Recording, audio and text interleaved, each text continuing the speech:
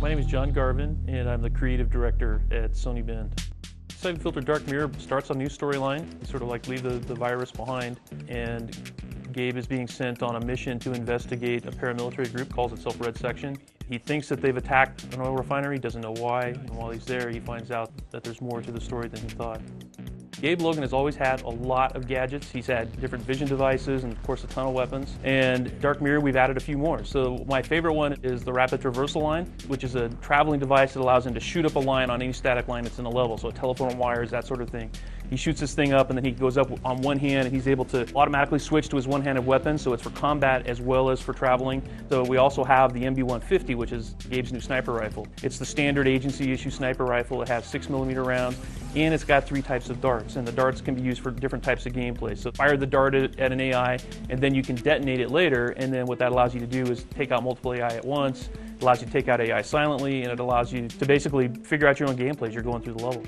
Syphon Filter has always had a certain mixture of stealth and action, but it's always focused mostly on the action. And we've decided to stick with that formula because it's one that we personally as gamers really like. We all play the pure stealth games and we like those as well. We play a lot of action first-person shooter games that allows you to create scenarios that, that fit the genre, because Gabe Logan is infiltrating a military base, for example, or he's trying to sneak into a casino and maybe, the Russian mafia doesn't know he's there. So, if you as a player can decide how you want to play that out, so that in the Königsberg casino level, for example, you can sneak around, take the guys out using the new melee attacks, using the knife attacks, using your gas darts. There's all these silent attacks. You flip on your IR goggles, you can see, their ghosted images through the doors and walls, so you know that there's enemy AI there.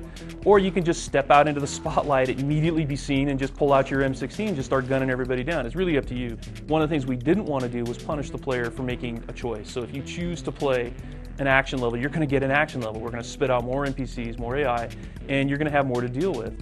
We don't have any levels where you play through on stealth, and they see you, then bam, instantly the level's over. That's just not our game. We have a full multiplayer game with both ad hoc support and infrastructure. One of our biggest challenges is we were trying to make a Syphon Filter multiplayer game. We started working along those lines in the Omega stream. We were working on a 4-player co-op game.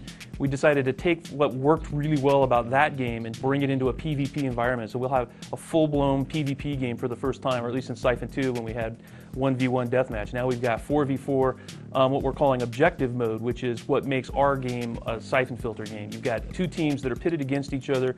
They have objectives they're trying to accomplish, and of course those objectives are across purposes. So while you're trying to get your captured DU in the Tuzla mission, which is an abandoned weapons plant, one team is trying to gather these depleted uranium containers, and the other team's trying to gather the depleted uranium containers. There's only so many to go around, and they're going to kill each other and try to figure out who's going to win the map. We have maps that are set up with objective mode, plus we have standard deathmatch and team deathmatch, a new mode that Scott Youngblood, the multiplayer designer, is calling Rogue Agent, which is basically where one person is it. It's kind of like an online tag, and everybody's trying to get that person. So I think we have a lot of variety that you'll probably find something that'll appeal to you.